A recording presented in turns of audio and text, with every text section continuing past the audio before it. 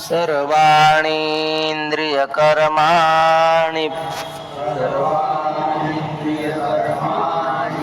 प्राणकर्माणि चापरे आत्मसंयमयोगाग्नौ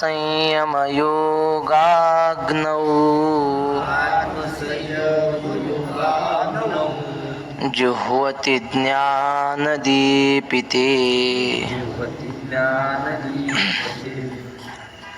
च अपरे एक. सर्वाणि इंद्रिय कर्माणि 2. शेवटचा शब्द ज्ञानदीपिते 3. खालच्या ओळीतला पहिला शब्द आत्मसंयम योगाग्नो 4. अपरे म्हणजे च म्हणजे आणि, अपरे म्हणजे आणखी, आणि आणखी काही ज्ञानयोगी. सर्वाणि इंद्रिय कर्माणि प्राणकर्माणि च ज्ञानदीपिते आत्मसंयम योगाग्नौ जुह्वति. आणखी काही ज्ञानयोगी सर्व इंद्रिय आणि इंद्रियाकडून घडणारी कर्म यांचं ज्ञानाने उद्दीपित झालेल्या संयम अग्नीमध्ये हवन करतात. श्लोक. ओवी. एकीयया परी पार्था दोषु क्षाळिले सर्वथा आणिकी हृदयारणे मंथा विवेकू केला. ते पूर्वी यज्ञ पेटवत असताना अशी काडी पेटी नव्हतीच तेव्हा, काडी पेटीचा अग्नी.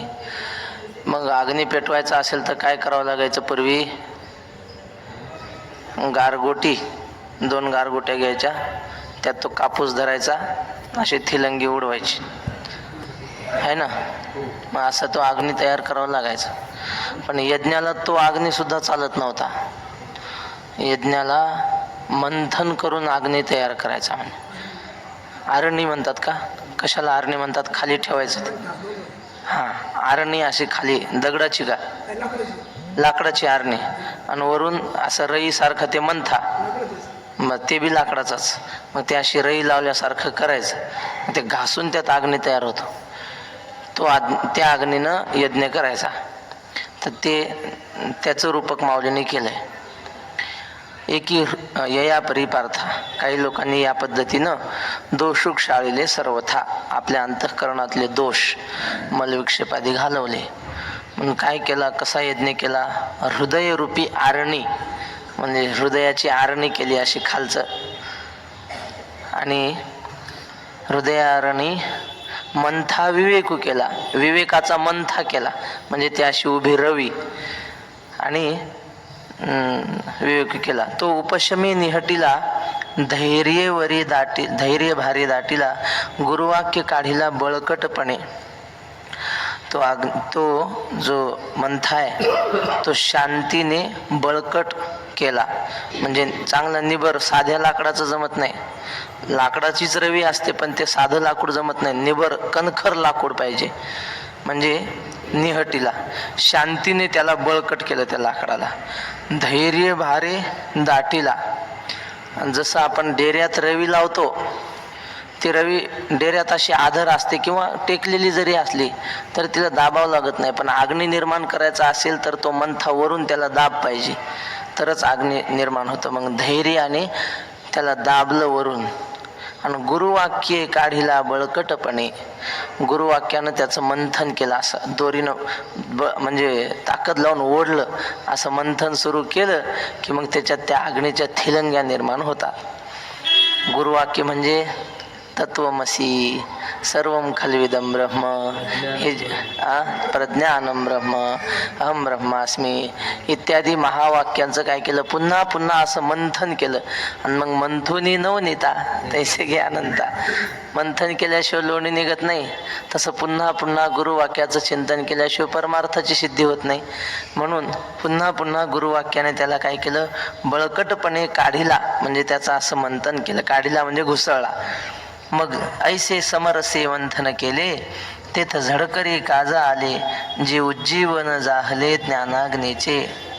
अशा प्रकारे समरसे म्हणजे सर्व वृत्ती एकाग्र करून मंथन केलं. तेथ झडकरी काजा आले, त्यामुळं लवकरच अग्नी निर्माण झाला. लगेच होत नाही तो अग्नी, असा खूप ताकद लावून करावा लागतो मंथन त्यावेळी. तेव्हा ते आम्ही केलेले कष्ट लवकरच फळाला आले आणि जे उज्जीवन जाहले ज्ञानाग्नीचे, ज्ञानाग्नीचं उद्दीपन झालं म्हणजे ज्ञानाग्नी निर्माण झाला लगेच. पहिला रुद्धिसिद्धींचा संभ्रमू तो निवर्तो निगेला धूमू, मग प्रगटला सूक्ष्म विस्फुलिंगू. आणि अग्नी तयार करायचा असेल तर पहिल्यांदा धूर निघतो.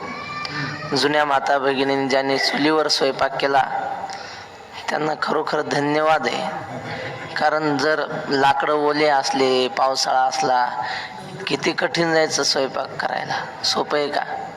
फुंकून फुंकून नरडं दुखायचं, तोंड दुखायचं, डोळे सुजायचे, आणि मग ते स्वयंपाक करायचं सोपं आहे का? त्याने आनंद होता ना त्यात आनंद होता. मग आता हे असो दीपाची सिद्धी, अवघड धू आधी ना तरी तो औषधी जिभेचा ठाऊ. ज्ञानेश्वर महाराज म्हणतात, जर दिवा लावायचा असेल तर आधी तो अग्नी पेटवण्यासाठी जो धूर निर्माण होतो तो सहन करावाच लागतो. दीपाची सिद्धी अवघड धू आधी, किंवा भोजन सुख महाग पाक करिता. भोजन करायचं असेल तर स्वयंपाक करण्याचा धूर आणि ते अग्नी, ती उष्णता सहन करावीच लागेल. तेव्हा हे आम्ही यज्ञासाठी जो ज्ञानाग्नी पेटवायला गेलो तिथं आधी धूर निर्माण झाला. धूर कोणता निर्माण झाला? त्या साधकाच्या जीवनात रिद्धी-सिद्धींचा धूर येतो आधी. आणि मग या धुरात जर तो गुरफटला गेला की मग सिद्धी लावी पिसे कोणत्या? तो का म्हणे इह लोकीच्या व्यवहारे, नका डोळे धुरे भरून राहो, नका डोळे धुरे भरून राहो. नाशिवंत देह जाणार सकळ, नाशिवंत देह जाणार सकळ. तर अशा प्रकारे रुद्धी सिद्धीचा धूर निर्माण होतो. आणि त्या धुरात जर गुरफटलो, तुका म्हणे लोकीच्या व्यवहारे नका डोळे धुरे भरून राहो. तो धूर डोळ्यात जाऊ द्यायचा नाही, नाहीतर मग त्रास होतो. रुद्धी सिद्धीचा जर स्वीकार केला तर मग देव भेटत नाही. म्हणून यज्ञासाठी जो ज्ञानाग्नी निर्माण करण्याचा आम्ही प्रयत्न केला, तो ज्ञानाग्नी निर्माण करताना रुद्धी सिद्धी प्राप्त होतात. म्हणजे ज्ञान प्राप्तीच्या साधक मार्गाला लागला की मध्ये त्याला रुद्धी सिद्धी प्राप्त होतात. आपल्या भाषेत, सोप्या भाषेत सांगायचं तर प्रसिद्धी प्राप्त होते, पैसा प्राप्त होतो. रुद्धी म्हणजे काय? समृद्धी. आपण ज्याला समृद्धी म्हणतो तीच रुद्धी. हा, त्याची वाढ होते, लौकिक वाढतो. किंवा सिद्धी म्हणजे अणिमा, लघिमा, गरिमा, महिमा प्राप्त, प्राकाम्य वगैरे अशा ज्या सिद्ध्या आहेत त्या अष्टमहासिद्धी त्याला प्राप्त होतात. पण तो धूर आहे म्हणून त्याला डावललं तर पुढं अग्नी प्राप्त होईल. नाहीतर त्या धुरात जो गुरफटला त्याला अग्नी, ज्ञानाग्नी प्राप्त होणार नाही. पहिला रुद्धी सिद्धींचा संभ्रमू तो निवर्तो निगेला धूमू, मग प्रगटला सूक्ष्म विस्फुलिंग. तो रुद्धी सिद्धीचा धूर, मोह तो सगळा निघून गेला, निवर्तो निगेला. आणि मग प्रगटला सूक्ष्म विस्फुलिंगू, मग अत्यंत सूक्ष्म अग्नीचा कण प्रगट झाला. ज्ञानाग्नी, विस्फुलिंग म्हणजे ठिणगी, ज्ञानाग्नीची ठिणगी निर्माण झाली. तया मनाचे मोकळे तेची पेटवून घातले, जे यमनियमी हळू आरले आयते होते. अग्नीची बारीक ठिणगी जरी असली पण त्या ठिणगीला चांगलं इंधन जर मिळालं ना, मग तर एवढं असलं तरी सगळं जग जाळू शकतं, एवढं अग्नी होतं. पण त्याला इंधन चांगलं मिळालं पाहिजे. मग माऊली म्हणतात, ती जी ठिणगी निर्माण झाली ना ज्ञानाची थोडीशी, तिला पेटवण्यासाठी आम्ही हलका हलका असं वाळलेलं सरपण आणलं होतं, चांगले वाळलेले लाकडं, आणि ते लगेच पेटतील असे ते आम्ही त्याच्यात टाकले. पण ते हलकं सरपण कोणतं? मन म्हणले. आमचं मन आम्ही कसं केलंय, एकादशी धरू धरू पारायण करू करू त्या मनातला सगळा ओलेपणा काढून टाकला, मोह सगळा. असं चांगलं वाळलेलं झालं होतं ते लाकूड, सरपण मनाचं.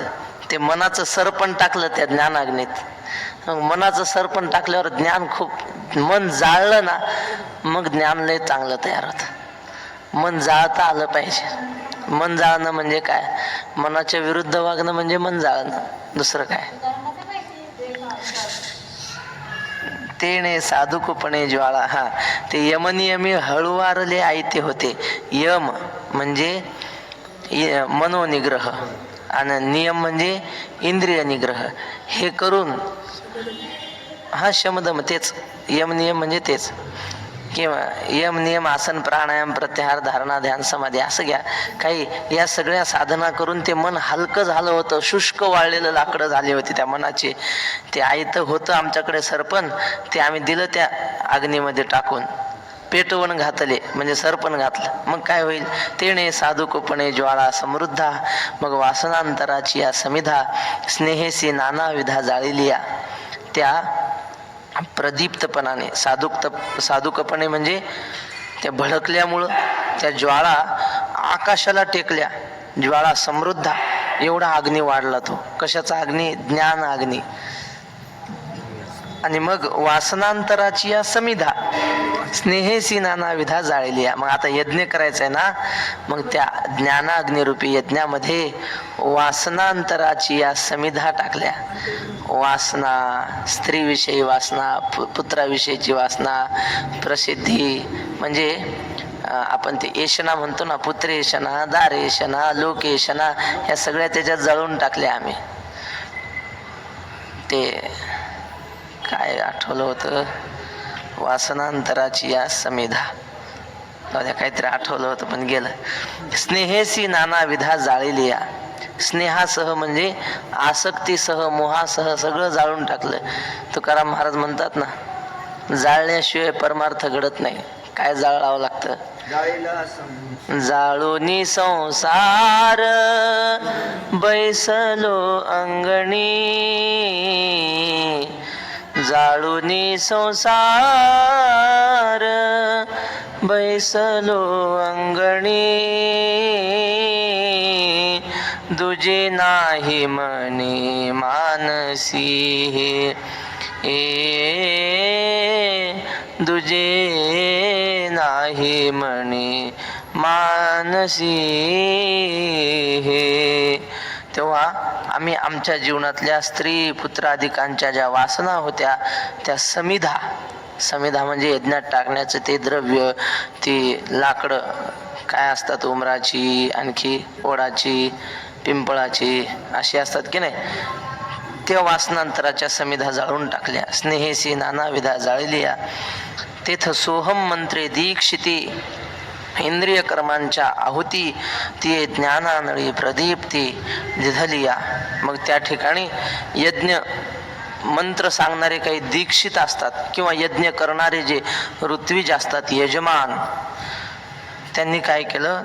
सोहम मंत्र यज्ञामध्ये अग्नये स्वाहा, अग्नये इदं नमम, इंद्राय स्वाहा, इंद्राय इदं नमम, वायवे स्वाहा, वायवे इदं नमम, रुद्राय स्वाहा, रुद्राय इदं नमम, असे मंत्र म्हणतात ना. तसं इथं कोणते मंत्र म्हणणारे दीक्षित आहेत? हे सोहम. सह म्हणजे तो परमात्मा, अहम म्हणजे मी आहे, तो परमात्मा मी आहे, अहम ब्रह्मास्मी, अहम ब्रह्मास्मी असा मंत्र म्हणणारे दीक्षित. म्हणजे दीक्षित म्हणजे यज्ञ करणारे. हे यांनी काय केलं? हे तांदळाच्या आणि तुपात भिजवलेले तांदूळ वगैरे हे नाही, मग कोणते आहुती टाकल्या? इंद्रिय कर्मांच्या आहुती. आपले इंद्रिय आणि इंद्रियाकडून घडणारे कर्म हे सगळे त्या ज्ञानरूपी अग्नीमध्ये जाळून टाकले. म्हणजे काय? नाहम देहो नेंद्रियाने, म्हणजे मी देह नाही, मी इंद्रिय नाही, मी मन नाही, मी बुद्धी नाही, अशा प्रकारची भावना केली. दुसरं काय? ती ज्ञानानळी प्रदीप्ती दिधली, त्या ज्ञानरूपी अग्नीमध्ये पेटलेल्या अग्नीत जाळून टाकल्या. पाठी प्राणक्रियेची स्रुवे निशी पूर्णाहुती पडली हुताशी. तिथं अवभृत समरसी सहजे जाहले. मग प्राणक्रियेची या सुरवेनिशी प्राणाच्या ज्या क्रिया आहेत, म्हणजे काय प्राणाच्या क्रिया काय, भूक तहान वगैरे ज्या काय असतील त्या सगळ्या भावना, शरीर धर्म ते सुरवेनिशी, सुरवा म्हणजे होमात आहुती घालण्याचे यज्ञ पात्र, त्यासह ती पळी वगैरे असते ना आहुती टाकण्याची, पूर्णाहुतीच्या वेळेला सगळं टाकायचं यज्ञात. मोठ्याने मंत्र म्हणतात ब्राह्मण बघा पूर्णाहुतीला, असं स्वर उंच ग, ओम पूर्णमदः असं. तर त्यावेळी सगळं टाकायचं यज्ञात. आता मग ज्या पळीनं आहुती टाकत होते लाकडाची ती पळी, त्या पळीसह सगळं सुरुवा म्हणजे ती पळी सुद्धा आता त्या यज्ञामध्ये टाकून दिली. आणि ती पळी म्हणजे प्राणाच्या क्रिया, भूक तहान आदी जे काही आहे ते सगळं सुरवे म्हणजे सुरुवा म्हणजे ते यज्ञ पळी ते आहुती टाकण्याची, त्यासह सगळं आम्ही त्या यज्ञामध्ये पूर्णाहुती पडली हुताशी. त्या ज्ञानाग्नीमध्ये ही सगळी पूर्णाहुती पडली आणि तेथ अवभृत समरसी सहजे जाहले. आणि मग हे झाल्यावर यज्ञानंतर स्नान करायचं असतं, अवभृत स्नान म्हणतात त्याला. ते अवभृत स्नान म्हणजे ब्रह्मस्वरूपाशी आम्ही समरस म्हणजे एकरूप झालो, अशा प्रकारे हा ज्ञानयज्ञ परिपूर्ण झाला. मग आत्मबोधींचे जे सुख, जे संयमाग्नीचे हुतशेष, तोच पुरोडाशु देख घेतला तीही. मग आत्मबोधाचं सुख ते संयमाग्नीचे हुतशेष.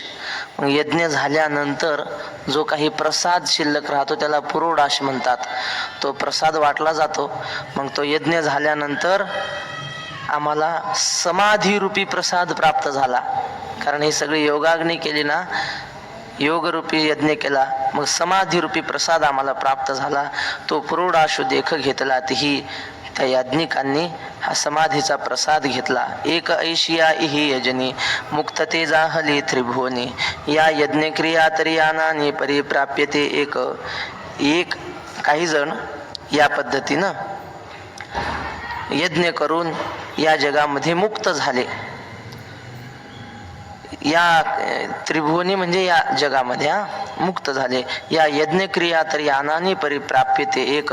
हे 13 प्रकारचे यज्ञ आम्ही तुम्हाला सांगतो आहोत. हे वेगवेगळ्या प्रकारचे दिसत असले तरी ह्यांनी जायचा मार्ग एक आहे. काही दिंड्या विदर्भातून येतात, काही इकडून कोकणातून येतात, काही कोल्हापुराकडून येतात, काही कोणी येतात, पण येतात कुठं शेवटी पंढरपूरला.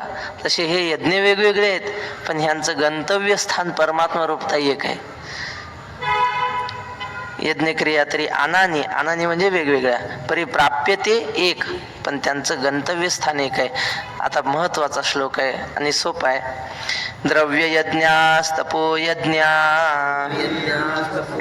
योग यज्ञास्तथा परे स्वाध्याय ज्ञान यज्ञाश्च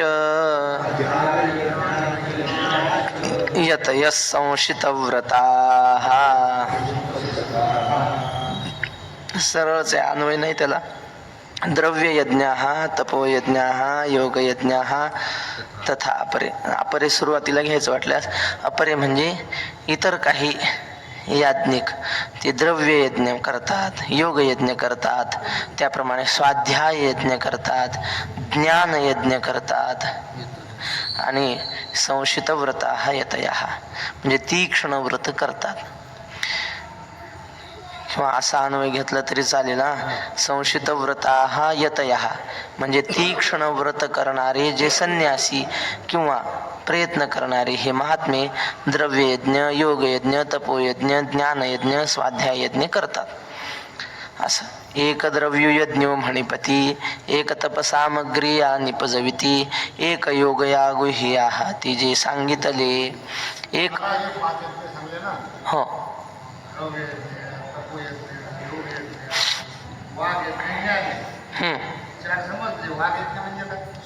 वाणीचा यज्ञ. स्वाध्याय शब्द आहे की नाही त्यात. आपण आता ज्ञानेश्वरी वाचली, हा वाग्यज्ञ झाला. वाघ म्हणजे वाणी, नामस्मरण. वाणीनं जे आपण नामस्मरण पारायण जे काही करू ते वाग्यज्ञ. हा तेच सांगतो ना आता. हो समजलं ना आता. वाग्यज्ञ म्हणजे वाणीने केला जाणारा यज्ञ. माऊलीने म्हटलंय ना, आता विश्वात्मके देवे येणे वाग्यज्ञ तोषाय. म्हणजे ज्ञानेश्वरी सांगण्याच्या रूपाने जो वाग्यज्ञ झाला त्याने आता आमच्या देवाने संतुष्ट व्हावं. तर एक द्रव्य यज्ञ म्हणिपती. द्रव्य यज्ञ ज्याला म्हणतात तो करतात काही जण. द्रव्य यज्ञ कशाला म्हणतात? आपल्याकडे असलेलं संपत्ती, पैसा, अडका म्हणजे द्रव्य, आणि तो ते द्रव्य दान देणं. कुठं? तीर्थक्षेत्रात, पुन्हा दिनदुबळ्याला दान देणं, आणखी विहिरी, तळे इत्यादी ठिकाणी दान द्रव्य करणं. जिथं पाणीच मिळत नाही अशा ठिकाणी विहीर बांधून देणं म्हणजे तो एक यज्ञ आहे महाराज. स्वामी किंवा ज्याला मिळत नाही त्याला अन्नदान देणं. देशे काले पात्रे, काय देशे कालेच पात्रेच दीयते नुपकारिणे दातव्यमिति यद्दानम दीयते नुपकारिणे. तर अशा देश, काल, पात्र हे सगळं योग्य पाहून दान दिलं की तो द्रव्य यज्ञ होत. पण मग हे पैसा द्यायला हे सगळं पाहावं लागतं, अन्नदान द्यायला काही पाहावं लागत नाही. सर्वाभूती द्यावे अन्न, द्रव्य पात्र विचारून. स्वामी विवेकानंद बाहेरच्या देशात होते, अमेरिकेत कुठंतरी. त्यांचं एक व्याख्यान झालं ना शिकागोच, my brothers and sisters of America, असं म्हणते. चकितच झाले. तुम्ही 7 समुद्रापलीकडचा माणूस येतो, माझी बहीण आणि भाऊ आपल्याला म्हणतो, हे त्यांनी संकल्पनाच कधी सुचली नव्हती त्यांना. एकमेकाला बहीण भाऊ मानता येतं दूरच्या असून सुद्धा. आणि मग स्वामींची जी व्याख्यानं सुरू झाली, स्वामींच्या व्याख्यानाला तिकीट होतं तरी तिकीट पुरत नव्हते, एवढं त्यांच्या भाषणाला गर्द्या व्हायच्या. आणि ते व्याख्यानं चालू असताना स्वामी काय ते त्या लोकांचं खात नव्हते, कारण तिकडं सगळं हेच. मग आता काय करणार? मांसाहार तर नको वाटायचा. मग स्वामी हातानं स्वयंपाक करायचे, खोलीवर आले की स्वयंपाक करायचे आपले. आणि एके दिवशी स्वामींचा स्वयंपाक झाला आणि आता जेवायला बसायचं. अंगणात काही ते परदेशी पोरं खेळत होते लहान लहान. स्वामीजींनी विचारलं, का रे पोरांनो, जेवले का तुम्ही? ते म्हणजे नाही. त्यातला एक आला, मला भूक लागली म्हणे. मग स्वामीने आपली काही चपाती भाजी होती थोडी त्याला दिली खायला. त्याला लय आवडली. त्यानं बाकीच्या पोरायला सांगितलं. ते सगळे गरदाच, चला स्वामी प्रसाद वाटतात प्रसाद. ते आले सगळे, 2-4 पोरायला दिलं. आता किती देवा, त्याला थोडं ठेवावं लागेल का नाही. ती जी घर मालकीन होती, खोली जिची होती, ते पाहत होते, हा काय माणूस आहे, याच्यासाठी स्वयंपाक केला, पोरांना वाटतो. आणि मग ते पोराची गर्दी जमली, ते सगळंच वाटून दिलं स्वामींनी. ती बाई म्हणे, महाराज हे काय म्हणे, आश्चर्यच आहे हे. तुम्ही तुमच्यासाठी स्वयंपाक केला, तुम्हाला भूक लागलेली आहे, सकाळपासून तुम्ही कुठं गेले होते व्याख्यानाला, भूक लागलेली असताना यांना वाटून दिलं. स्वामी म्हटले, बाई खरं सांगू, आपण स्वतः खाण्यापेक्षा दुसऱ्याला देण्यात जास्त आनंद आहे. हा आनंद ज्याला भोगता येतो तो खरा सत्पुरुष म्हणायचं आहे की नाही. ते आहे एक काहीतरी, उसे इंसान कहते हैं पराया दर्द अपनाए, उसे इंसान कहते हैं. जो दुसऱ्याचं दुःख जाणतो, दुसऱ्याची भूक ज्याला कळते, तो खरा माणूस. नाहीतर आपलंच अप्पल पोट्या असतं,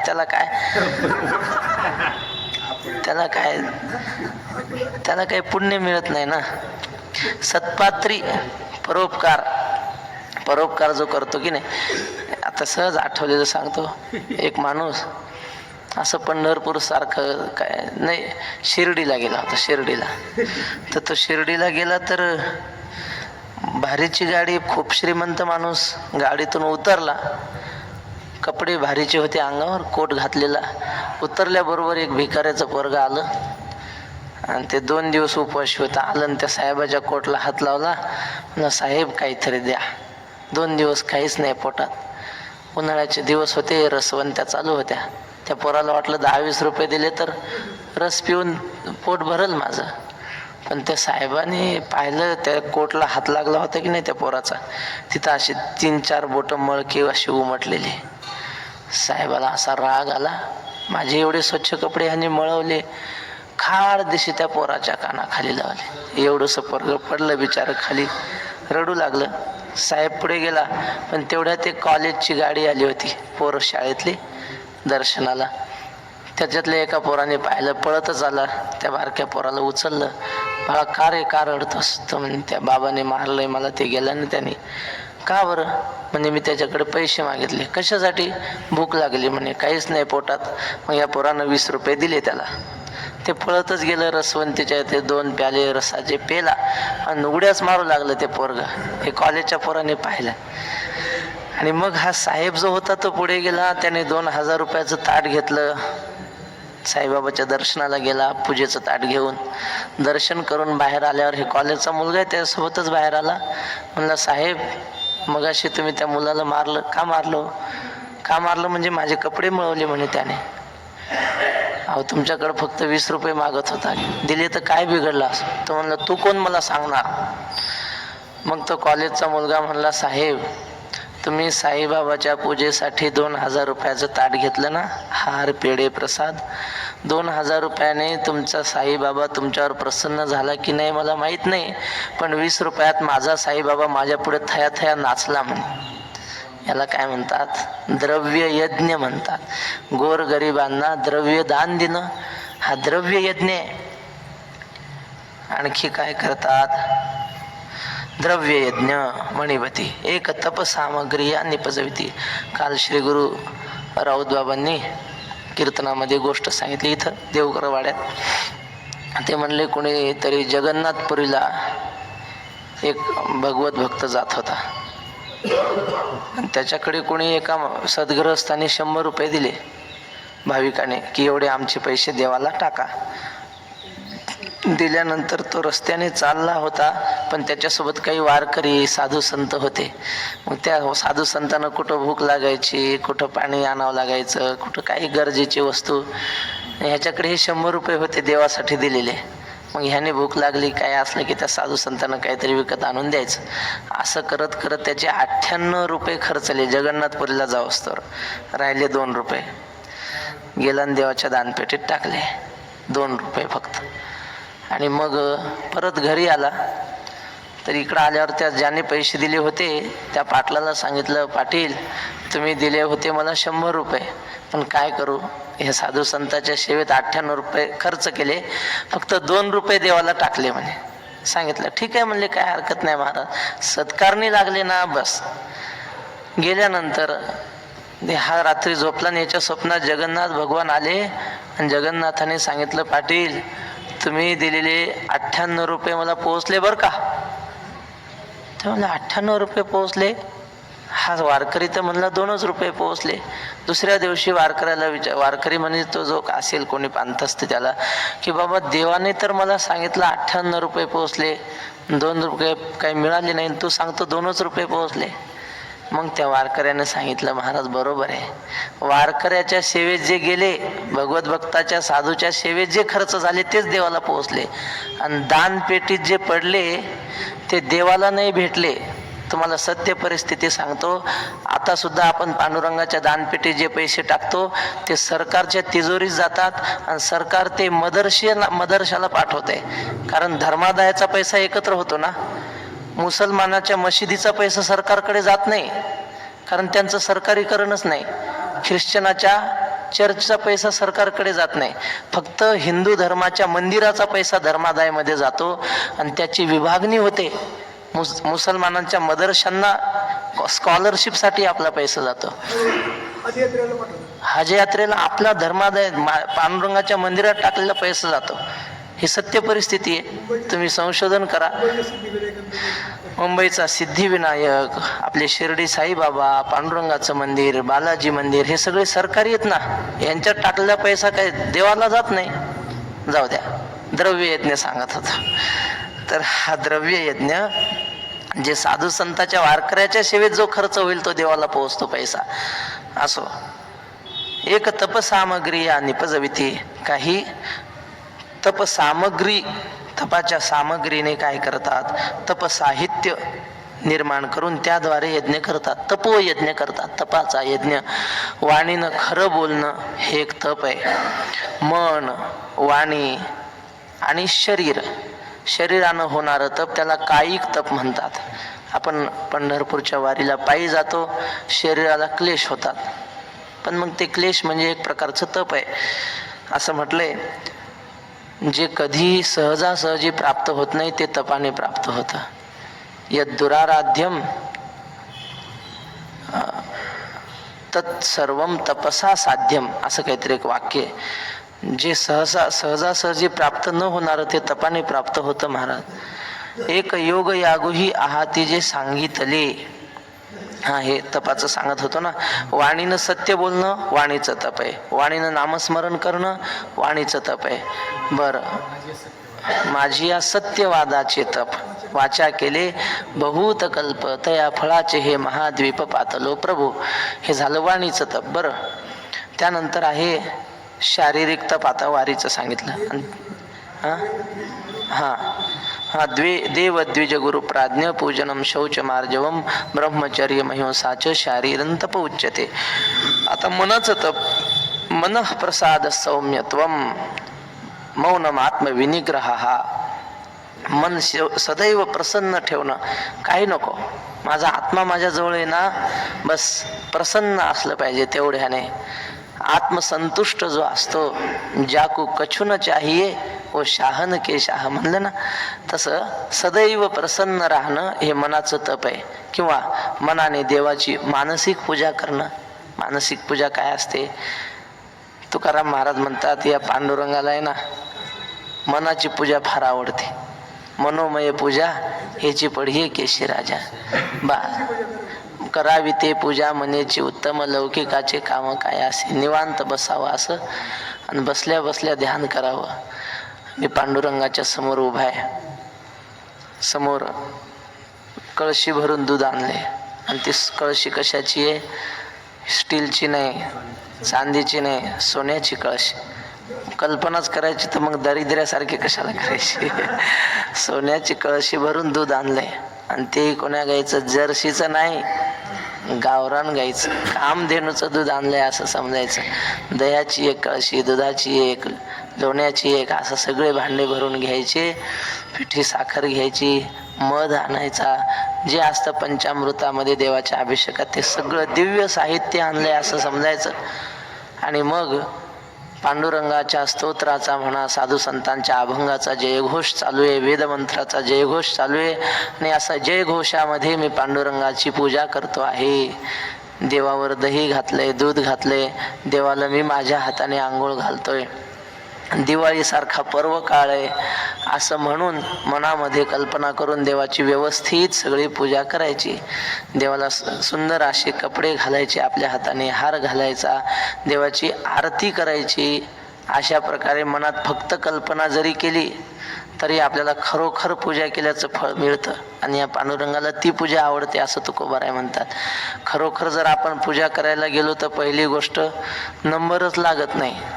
365 दिवसाच्या पूजा गेलेल्या आहेत, आणि त्या सकाळची गेली, संध्याकाळच्या पण गेलेल्या आहेत सगळ्या पूजा, आणि एका पूजेचा खर्च किती आहे? 25,000पेक्षा कमी नाही. मग ती पूजा करून जे पुण्य मिळतं तेवढं मनाने केलं तर जास्त मिळतं उलट. म्हणून अशा प्रकारे मनाने देवाची पूजा करणं हे सुद्धा एक मानसिक तप आहे, याला मानस पूजा म्हणतात. तर अशा प्रकारे मन, वाणी, शरीर यांनी काही तप करणारी लोक आहेत. एक योगयागही आहाती जे सांगितले, आणि काही योगयाग करणारे आहेत. ते कोण? अष्टांग योगरूपी. मगाशी आपल्याला सांगितलं ना, यम, नियम, आसन, प्राणायाम, प्रत्याहार, धारणा, ध्यान, समाधी, हे अशा प्रकारचे त्याला काय म्हणतात? अष्टांग योग. योगाची 8 अंग, या अंगाने युक्त होऊन जे योग साधना करतात ते योग याग करणारे आहेत. जे सांगितले या ग्रंथामध्ये, शास्त्रामध्ये ज्या पद्धतीनं योग करायला सांगितलं तसा अष्टांग योग करणारे काही महात्मे. एकी शब्दी शब्दू यजिजे, तो वाग्यज्ञ म्हणे जे, ज्ञाने ज्ञेय गमिजे, तो ज्ञान यज्ञ. काही जण शब्दामध्ये शब्दाचं हवन करतात, म्हणजे गुरुच्या मुखातून शब्द निघाला. उदाहरणार्थ, पश्यन शृण्वन स्पृशन जिघ्रन, संथा देतो की नाही आपण? गुरुजींनी म्हटलं, गुरुजी 2दा म्हणतात पुढे, पश्यन शृण्वन स्पृशन जिघ्रन. मग आता त्याच्या मागं शिष्याने म्हणायचं पश्यन शृण्वन् स्पृशन जिग्रन, पश्यन शृण्वन् स्पृशन जिग्रन, पश्यन शृण्वन् स्पृशन. फक्त तीनदा नाही बरं, जोपर्यंत गुरु टाळी वाजून थांबवत नाही तोपर्यंत म्हणतच राहायचं, आहुत्या टाकतच राहायच्या. आधी गुरूंचा शब्दरूपी यज्ञकुंड आणि पुन्हा शिष्याच्या आहुत्या, याला काय म्हणायचं, शब्दामध्ये शब्दाचं हवन करणं, शब्दी शब्द यजिजे. आता हे मी पश्यन शृण्वन् स्पृशन जिग्रन म्हटलो की नाही, ते पश्यय शृण्वय असं त्याच्यात आहे.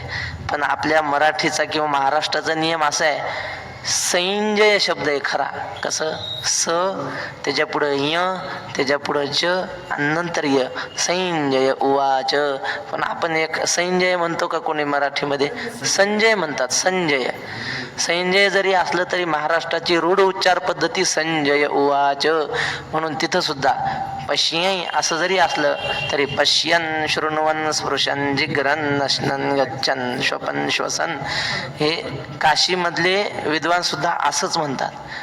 जास्त आपण डोकं चालवायचं नाही, रूढ पद्धतीने काही उच्चार केले पाहिजे. आता गीतेमध्ये विसर्ग आला की लोक ह म्हणतात. आपली महाराष्ट्रीयन पद्धती हची नाही, म्हणजे देव असं म्हणत नाहीत.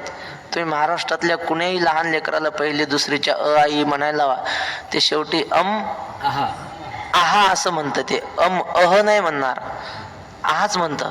मग त्याला विचार, तुला अह काय नाही शिकवलं? तर म्हणतो माझ्या गुरुजीने आहा शिकवलं ना. मग त्याच्या गुरुला कोणी शिकवलं? त्याच्या गुरुनी. असं त्याच्या गुरुनी आपण तुकाराम महाराज, नाथ महाराज, ज्ञानोबा जरी गेलो तरी त्या आहाच म्हणायचे. ही पद्धती आहे महाराष्ट्राची आपल्या, अह नाही. ते उत्तरेतलं महाराष्ट्रात आला आता. राम नाही, रामाहा. आणि कानासहित विसर्ग असेल रामाहा, असं थोडं लांबवायचं.